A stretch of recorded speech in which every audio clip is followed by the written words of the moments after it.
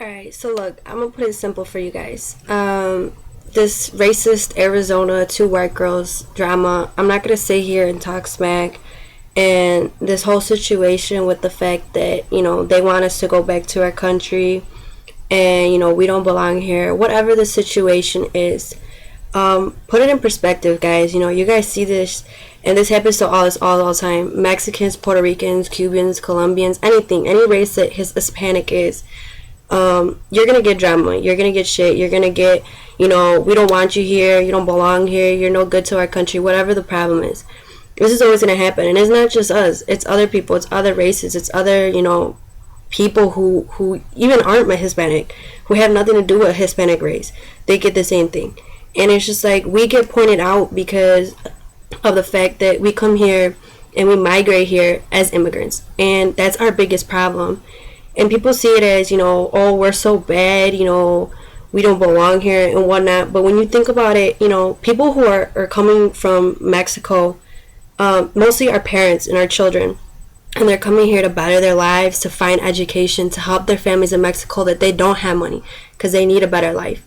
And when we look at it this way, it's like it's struggling for us as people, because they blame us, because especially these girls talk about education. All right, let me put this for you quick. Education is something that, we get for free, that we don't have to work a lot for, and that is offered to us by our communities and by the places that we live. And for Hispanics, it's really hard coming here from Mexico not knowing English, because we're the ones that struggle. And we're not setting you guys back in class by not knowing English, but simply because, we're trying to get an education. And let me tell you something that I found. In 2010 alone, the U.S. hit an ultimate high of 12.2 million Hispanics attending colleges. In 2010, and we're in 2012. Like, put it like that. Like, we're making an effort to get an education. We're making an effort to get out there in this world. And they're coming out here telling us that we're setting them back.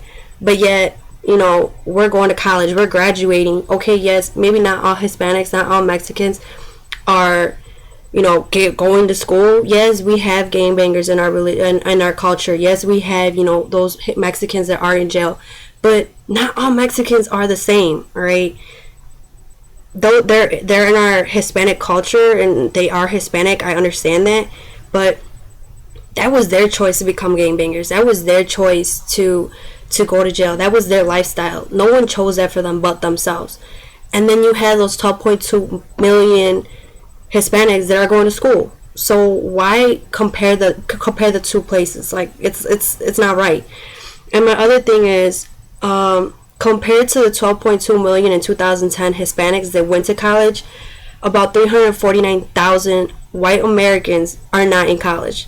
It decreased that much by white Americans that don't want to go to school. Why? Because their parents hand them their things. Here, have a car. Here's a Benz. Here's a Mercedes. Here, have this, have that. You don't have to work for a living. Just come on, join our family business. Well, why? Like, you as a person should get just the education, and even if you do get things handed to yourself, work for what you want. Not everything in life is handed to you. You got to understand that. And that's a lot of things that people don't understand. You don't get things handed to you left and right. We don't have butlers. We don't have all these, glorious things. We don't find material things. When we have these material things, like a nice home, nice cars, we appreciate those things, because there's a lot of people out there that don't have those things in life. They can, say, hey, you know what? I'm driving a nice car. Most people drive run-down, beat cars that break down on them all the time. But why do they use them? Because it gets them from point A to point B somehow, one way or another. And that's what people need to understand. My other thing is, what does our clothes have anything to do with us? Okay, you need to understand this. When we're working, we're not worried about the way that we look, all right? We can be in some rundown, bummy ass sweatpants and a hoodie, or holes in our shirts, dirt on our jeans, and we don't care. We're going to work. We're going to make that money that we need to support our family, to put food on the table, to put a roof over our children's head. How hard is that to understand? I don't think it's that difficult to understand. But then you have these people, on the other hand, they don't need to work for what they want, because they got their money flowing in, Oh, here, here's $1,000. Go buy some groceries. And then they let all that food go to waste. Think about all those people who don't have food, who have to eat the same thing every single day because they don't have that privilege of buying meat, of buying fruits and vegetables every day for their children. Okay, like, you need to understand that too, that not everybody can go buy McDonald's on a daily basis. And let me go get a cheeseburger and some french fries, right? Most people are, do you have any food that you can donate to us? Do you have any leftover foods that we can have so I can feed my children? Like, it's not that simple for us. It's not that easy. Where do you get burritos from? All right, burritos, like El Burrito and all that kind of stuff. No offense, I love El Burrito. I've worked there, but that's kind of like a fast food. Like, that's a McDonald's, okay? Hispanics, we don't eat burritos on a daily basis. We eat some frijoles, some arrachera, some, arroz. We do the arroz con leche. We do bistec. We make good food. Burritos and tortas are kind of like a fast food for Mexican culture. We don't eat that on a daily basis. So I don't know where you would get a burrito from. If I was leaving the country, I'd be leaving with a damn tamale and some pozole, okay? Pozole is the shit. That's where it's at. That's some real Mexican food, okay? Not no burrito. I don't know where you pull burrito out of your ass, but maybe it's because you eat it too much, alright, white girl? My second thing, green cards. Let me put it for you really, really simple. Our parents, most Hispanic parents and most Hispanic children that have migrated from Mexico cross that border, and I can guarantee you most of them have been shot at, have been tried getting ran over by. It's not the easiest thing. And don't get me wrong, people try to do it every single day, and they will sleep in trees, they will sleep in the grass, they will sleep in water, they will do whatever they can to cross that border to make a better life. And you're not guaranteed to make it over the border. You're never guaranteed. And that's why when a father leaves his family back in Mexico, that's the fear that crosses every wife, every mother, every kid's mind and heart, that they could possibly lose their grandfather or their mother or their father because they don't know what can happen. You need to understand that this is not easy. And to tell you the truth, it took my dad almost 5 years to get a citizenship here. 5 years. And there's people who have struggled all their lives, who have lived here all their lives, who are 80, 90 years old and still don't have a citizenship. They don't have that social security card that's going to help them pay for, their health insurance or all their medications that they need. They pay that out of their pocket. Their kids pay that for them. All right? And to top it off, my dad had to get married to get his citizenship before he married my mother, before he married, my mom. And why? Because he wanted that citizenship. He wanted to make sure that me and my older brother had the life that we deserved, had that education, had everything that he never had growing up. And that's hard for a parent, And I can guarantee you most Hispanics looking at this video, watching this video, it has crossed their mind. Your dad, your mom, your grandma, your grandpa, they have came up to you and said, I came to this country, I brought your parents to this country to show them a better life so they could have everything that I didn't have, right? And it's difficult hearing that because it's like we take for granted so much and they get so little for it. My other thing, I want to see these white girls or these white people go through everything that we go through on a daily basis, all right? We get racism, we get all these things thrown in our faces for nothing. We're here working our asses off.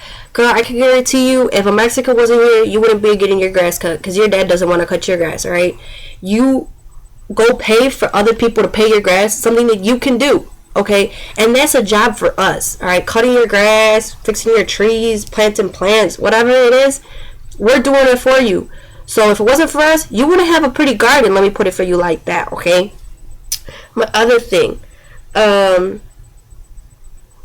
it's hard, it's scary. And you know what? Do what you gotta do. But, alright, my biggest thing right here is you say we pop out kids like crazy, alright? Look at yourselves, girl. You say that we got it hard. Yes, we do have it hard. But look at yourself. You're calling yourself a slut right now on YouTube, saying that, we don't get in trouble or we get just as in trouble as you guys do for being sluts, girl.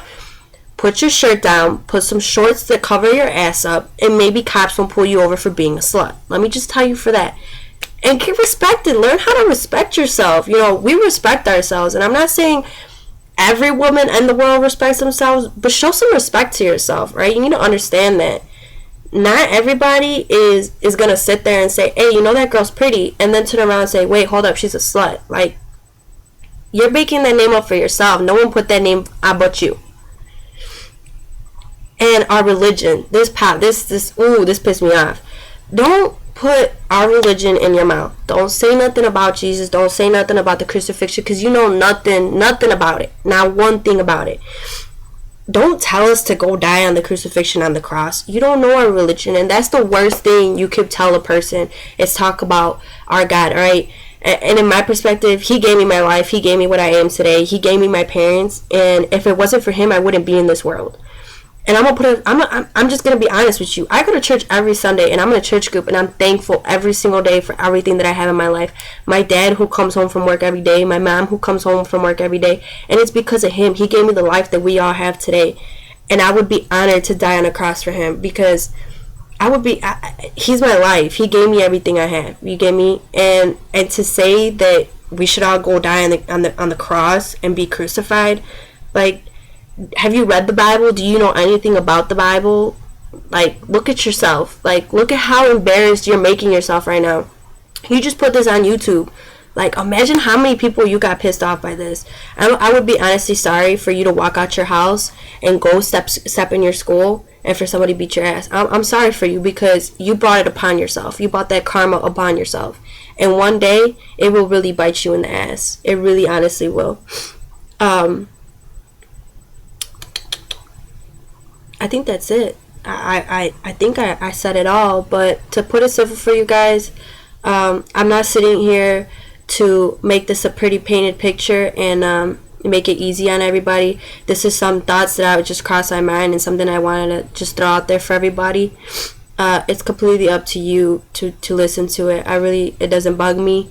But I know a lot of other people were, talking about this and, giving them attention that they want. And it's okay, give them the attention they want, because us Hispanics are going to stand up for who we are, and I'm damn proud of being Mexican, and I will never turn my back on my culture. And I will stand here every single day of my life and say, you know what, I'm proud to be Hispanic, and I will go visit my country as many times as I can before I die.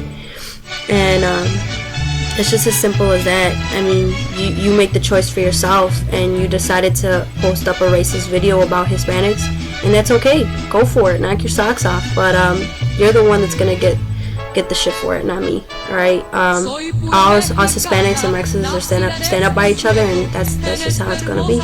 Thanks for listening, guys.